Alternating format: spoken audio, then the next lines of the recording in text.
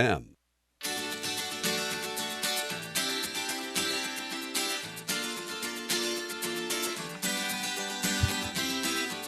And good morning. It's 11:33 here at 1590 KVGB 95.5 FM. We are the talk of the town. That's what we're going to be doing here until the top of the hour. We're going to be talking here on the Focus on Stafford County program. Joining us today in studio. What do you want me to call you today, Kathleen?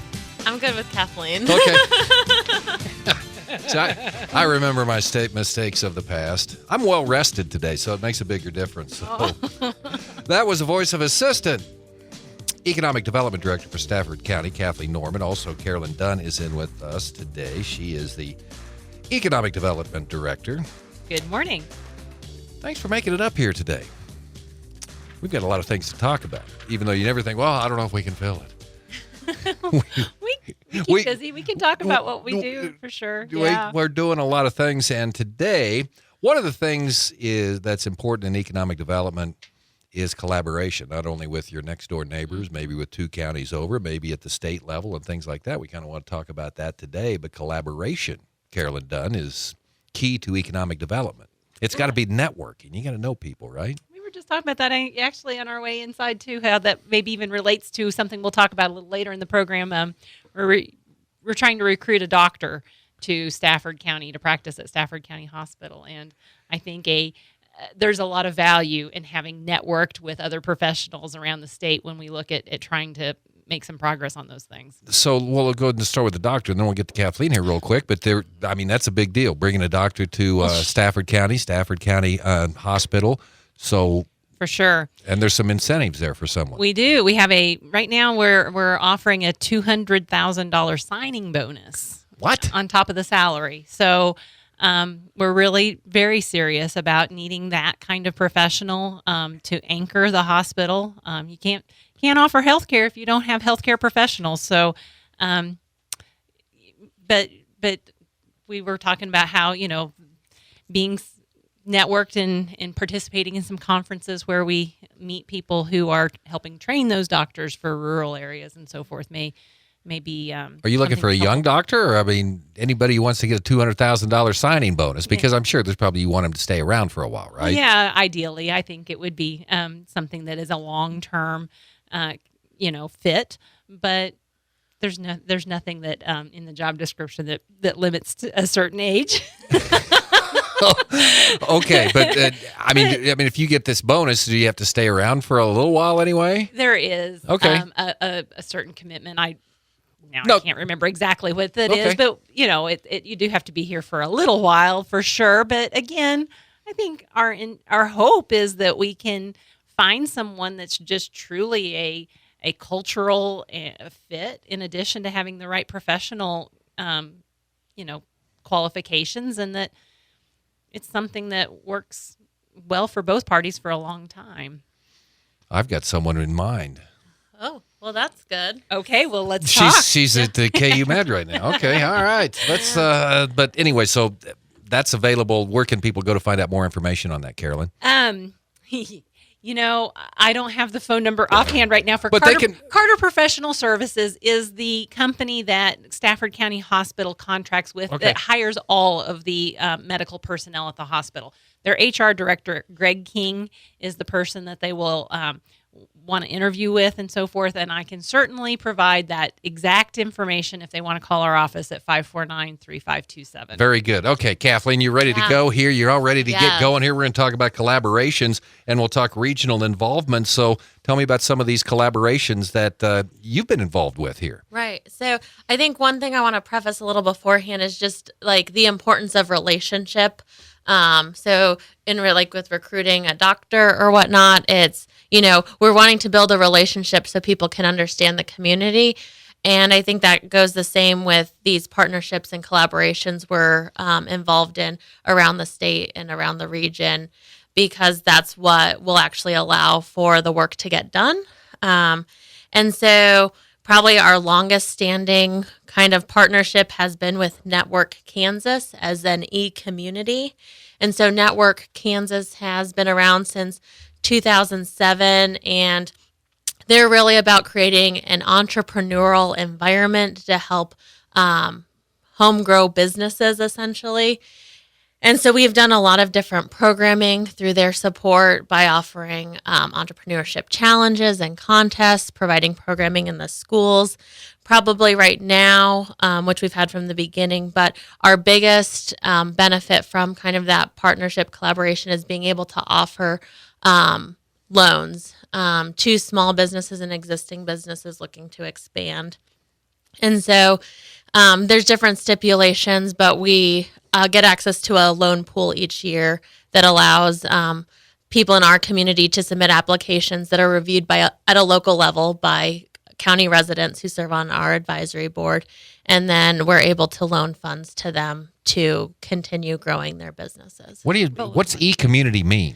I mean, is that entrepreneurship? Because that's the E in entrepreneurship. Yeah. Okay. And so we've had over the course of time, I probably should have tallied it up, but I would say about 10 businesses over the course of time that have taken advantage of these low interest loans, and we continue to have that available going forward. And of course, you've been involved with the entrepreneurship program. Are you going to put a alumni group together, because all these groups and everything? I remember the kids that put that presentation for the flour products and going down to that company in Oklahoma. What was the name of we went to the Benny Keith Yes. Center and went to a food show and woke up at 4:00 in the morning to bake 3,000 rolls to hand out to customers. There's been a lot of adventure along the way with some of these projects. A lot of kids, and remember we did the kids came up here and they did what they were going to do. Yeah, it was really, really neat. So what are some of the other ones, Kathleen, that you're working with? You mentioned Network Kansas. So what are some of the other people you're dealing with? So another organization that we're a part of is it's abbreviated CREDA is what they call it, but it's the Western Kansas Rural Economic Development Alliance. And so that is the 55 western counties of Kansas who have kind of pooled their resources, both human and financial, to kind of work together for common goals and interests. So we've been involved in that for a while. There's some different committees trying to stay up to date on legislature, trying to see what are educational opportunities we can provide, both for like professional development, but also larger things. Looking at kind of networking, marketing, both. So like having kind of a delegation go to trade conferences or different things to kind of promote what is available for our part of the state. Southwest Economic Development Roundtable. So this honestly has a fair amount of overlap. It's a lot of the same counties involved, but is more of an informal grouping that will meet regularly to share ideas and information. Kind of, in a way, it's informal professional development for some of our economic development directors, but the Kansas Department of Commerce has a lead in organizing this, and so we also tend to get information about what's happening from the state that we can take advantage of through those networked. I'll actually be going to the quarterly meeting tomorrow. It's being held in Lakin, and so you go. I know. Don't play golf. They've got a nice golf course out there too. So, well, I'll be tied up most of the day in the meeting. Okay.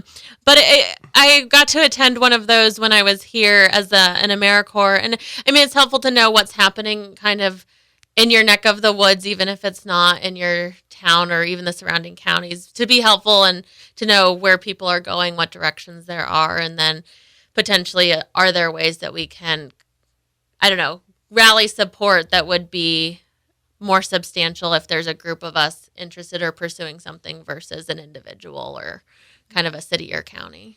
Is it more important to collaborate with counties or in this area, central Kansas and western Kansas, or is it good to collaborate with counties and to the east, or is it a mixture of both? Because sometimes when you get to the east, they don't know what you're even talking about. Well, that's a good question. You probably know even in terms of radio advertising where the flow of people tend to be, I think it's west accurate to east, say, doesn't it? Mm-hmm, Yep. Yeah, and so it's probably We don't have as many formal, formal kind of efforts set up that our county affiliates with to the east, but there could be some logic in that. I certainly. I think there are things where we're involved or stuff happens, but I think too it's looking at I don't know. I feel probably like Southeast Kansas probably is one who gets left out a little bit when things get talked about in terms of Western Kansas, because they're primarily rural as well, versus like economic development is very different being rural versus urban, which is why there's kind of these alliances that aren't in, the Wichita. For us, we're not involved with the Wichita area or like the Kansas City, kind of Topeka, Lawrence area as much, just because the practices and approaches and resources are different. That being said, I also think that collaboration sometimes works on a case-by-case basis based on what particular project or initiative you're working on, because as much as you want to have an open collaborative spirit, at some point sometimes there is a location where that type of economic development, if we're talking about something that's physical development, occurs, and those benefits are different to one location versus another. So there's always those kinds of things at play. But at the same time, I think there is value in continuing to kind of keep open communications and look for the things that do make sense to specifically work together on. I think Western Kansas has done very, very well. And Kathleen brought up a very good point. Yeah, Southeast Kansas, I would agree. I mean, for years, 96 highway, they had the worst roads ever, and they finally got that done. I mean, that's big commerce for them, and I think Western Kansas has done pretty good. I mean, for what we've been able to get done. So we're going to take a break here because no one has more sponsors than Focus on Stafford County. So we want to make sure that we recognize some of these great folks and businesses that are helping support our program here at KVGB. SJ&B Bank of Kansas knows the value of rural Kansas and is committed to all of the communities they serve, personal to business banking and more. They offer mobile banking options too. Download their app at SJ&B Bank of Kansas and find them online at sjnbank.com. Serving you since 1905 and with 6 locations. SJ&B Bank of Kansas in St. John, Maxville, Hudson, Burdett, Greensburg, and La Crosse. Member FDIC. The St. John Jubilee Committee reminds you to always shop local first. COVID-19 has been hard for all. Remember, stick together and be community strong. Be courteous to others, be aware of your surroundings, and practice common sense. Small town values, old time traditions. The St. John Jubilee Committee looks forward to all of the fun times ahead. Find out about these events happening around the square on Facebook at Around the Square, St. John, Kansas. The friendly staff at Stafford County Drug appreciates your patronage. The lobby is open and they offer a convenient drive-up window. They'll even deliver your prescriptions in Stafford, St. John, and Maxville for free. Stafford County Drug knows the value of a hard-earned dollar and wants to work with you and your doctor to make prescriptions easy. For any questions on switching your prescriptions to your local pharmacy, call pharmacist Chris Davis at 620-377-5633. Stafford County Drug, open Monday through Friday, 9 a.m. to 6 p.m. Inside White's Food Liner, Highway 281, St. John.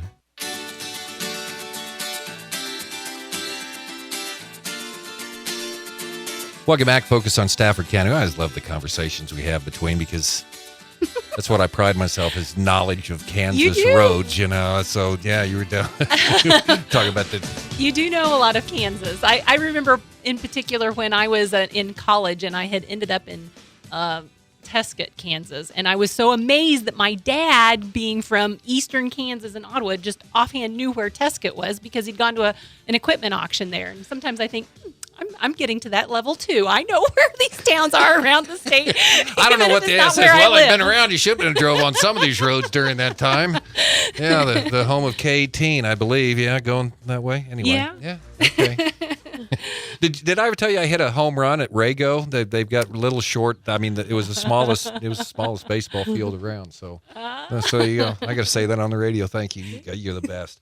Okay. When you were here on the program last time, we were talking about the port hearing, and it's very exciting news down there. And without going through all that, you can go back and listen to the the show on the website. Without going into all of why we're doing the port, we are making progress on it, and part of the process is having a public hearing to hear comment on what that plan is. And so we've published the notice of that, and that hearing will be on April 21st at 8 o'clock in the morning at the Stafford County Annex. So if anyone wants to make comment on it, they can either do so in person at the hearing or in writing in advance, and they can bring that comment to our office at 311 Broadway in St. John. We also have a copy of the plan for development available for a public review at our office for anyone that wants to see that. It's also posted on staffordport.com, or if you're on Stafford EcoDevo's website, there's a link to it from there as well. Okay. So she's pretty good, isn't she? You made a good hiring decision there. Okay. Housing. Let's go ahead and get to this so we don't run time short on this. So tell me what's going on with the housing and what this additional grant from Sunderland means. Yes. Well, we're making some progress. The K-State House is progressing. The students are continuing to work on that as their schedule allows, and we're getting to a point of putting in drywall. And I hope, with some help from professional contractors, we'll be at a point of being able to rent this in June. Now I've said it on the radio. I hope that really is realistic. I'd love to show it off no matter what during the Memorial Day. That's when St. John has its city festival, and I think we'll plan for an open house at that time, regardless of if it's perfectly finished or not. But we're making progress on that, and we're also very thankful for an additional grant from the Sunderland Foundation. So in the course of the last year, when we've been in the process of getting these grants approved from various sources, material costs have gone up significantly. And this will kind of just give us some cushion to be able to allow for those increases in material costs. Who's Sunderland? They are a private foundation based in Kansas City. Okay. They offer grants in a 4-state region, I believe. It includes definitely Kansas and Oklahoma, and I won't be able to reel off the other two accurately, but their roots are in the Ash Grove Cement Company. That's the family that founded that. In Chanute? Well, no, maybe. Never mind. I threw that out. I was trying to brag here. Okay, good. I just know that the Sunderland family had their business roots in construction, in the cement business, and therefore their legacy continues to be in supporting projects that are construction oriented. So this was a nice fit for them. I think they tend to favor projects that have a broader reach. And even though we're a small, nonprofit in one county, our connection with Kansas State in this project and the idea that we're trying to, offer something that could be replicated in other rural areas as well, I think was something they saw some value in. So I'm thankful for that. Okay. And wait list? Yeah. So we're planning to have, a total of 10 new units for rent in Stafford County, the 3-bedroom, 2-bath design. That's about 1,100 square feet. And so we are going to start a wait list. We have already. We have a couple people on it. But on the homepage of our website, if people are interested in the housing, there's a spot where they fill out kind of a housing interest form where we collect some basic information, and then we'll be able to keep them up to date on the progress we're making and get them an official application once we're closer to actually filling the units. These things have garages? They don't. But okay. They But they've got. But anyway, I was thinking it's a detached, but that's. They don't have a garage. They're pretty simple, but that's part of why we're trying to keep them affordable. They don't have a lot of the bells and whistles, and yet I feel like they're a modern feel to them. They've got a vaulted ceiling in both the living area and in the bedroom areas. They're highly energy efficient. Yes. That I think is probably one of the really fundamental advantages of these is that they should be affordable not only to build and rent, but also to maintain and live in. So a lot of exciting things happen. We're going to take another break. We'll be back for our final segment of the show right after this. Hey folks, this is Trey Bergen with Ag 360 Insurance in St. John. We are an independent agency offering several types of insurance, including crop, farm, irrigation, business, personal, and life. We would appreciate an opportunity to earn your business. Feel free to stop by our office at 103 East 4th Avenue in St. John, or give us a call at 620-549-3579. You can also check us out online at ag360insurance.com. SJN Bank of Kansas knows the value of rural Kansas and is committed to all of the communities they serve, personal to business banking and more. They offer mobile banking options too. Download their app at SJN Bank of Kansas and find them online at sjnbank.com. Serving you since 1905 and with 6 locations. SJN Bank of Kansas in St. John, Maxville, Hudson, Burdett, Greensburg, and La Crosse. Member FDIC. The St. John Jubilee Committee reminds you to always shop local first. COVID-19 has been hard for all. Remember, stick together and be community strong. Be courteous to others, be aware of your surroundings, and practice common sense. Small town values, old time traditions. The St. John Jubilee Committee looks forward to all of the fun times ahead. Find out about these events happening around the square on Facebook at Around the Square, St. John, Kansas.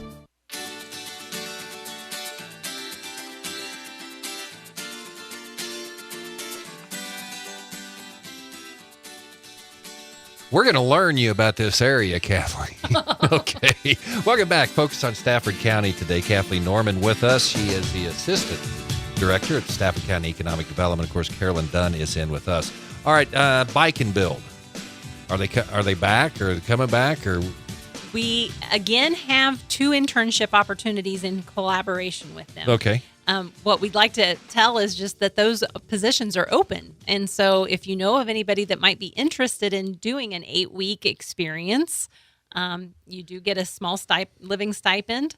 And we'll have a variety of projects that we will involve these students or interns in, that from the construction to the promotion to, I don't know, probably... Yeah. Go ahead. Well, yeah. So Bike and Build in the past has been this cross-country road trip or biking trip, I guess, that, goes from East Coast to West Coast. And during that, they stop and do affordable build projects along the way. And last year it was canceled due to COVID. And this year the organization has chose again not to host the cross-country bike ride. But last summer we hosted a couple kind of volunteers, people who were planning to spend their summer biking across the country, came and stayed in St. John and worked on several of our projects. And so it's taken off. It's the Volunteer Awareness Advocacy Program. And so we were the pilot last year. And so this year we have the opportunity to, again, host people who are interested in learning about affordable housing in a hands-on way. And if they're bikers, great. They're not. They don't have the mandatory rides like the cyclists don't have the mandatory rides of getting from the East Coast to the West Coast. But last summer they did a fair bit of riding around within the county, within the town, and so I know it's a good experience. It is, and I know we're talking now to an audience that's here in Kansas, but this program does pull from around the country. Mm-hmm. Last year we had participants from Oregon and one that was from the Denver metro area, but had actually grown up in Washington, D.C. So what we often say is what we're offering here is an experience to understand a little more about what rural housing issues are, which are different than what they'll often get in participation in housing programs in the areas that they've seen before. We actually have a couple of videos that Kathleen has put together from interviews that we had with them, and they both talked a lot about how this was different than what they had seen in other learning experiences prior to coming here. So, I don't know. We're trying to kind of present that as kind of a unique piece of the learning opportunity. It's neat to get people in from different parts of the country, and then they get to come on the radio show, and then I get to talk to them too. So it's kind of interesting because, your experience wasn't with Bike and Build, but Kathleen, you kind of ended up in a place you probably didn't expect to end up to. Yeah, no, yeah. Having different experiences, definitely opens up other possibilities and new views. I think one of the biggest things for me in my experience has been, different isn't necessarily bad or better. It's just different. And so sometimes it's learning it's embracing kind of the differences and what that can provide. It's kind of interesting too, though. You guys think, well, golly, the more we're different, it really more we're the same, no matter from where we're at in the country. It's amazing. And on that note, my stupid humor I have works wherever I go. related with a lot of people, and I think those who have experience in similar areas will agree that, for one, there is a lot more similarity between inner city urban and rural than is immediately obvious to a lot of people. You know, we deal with, there's differences, but the idea that we're dealing with, you know, housing issues and, you know, food deserts. I look at, you know, when we dealt with our grocery store issue, I mimicked a lot of what the Argentine Neighborhood Development Association in North Kansas City did. So there's differences, but I would say that the differences are more distinct suburban versus urban, or suburban versus rural. And Gotcha. And there are more similarities than you might guess with inner city urban than rural, but yet there's obvious distinctions too. So it's fun to have that exposure to a variety of backgrounds. Thanks for coming in today. Great job. Thank We'll you. see you next month. Kathleen, keep it up. Great job. That is our program today. ABC News, then local news with Cole Reif on the way here on KVGB.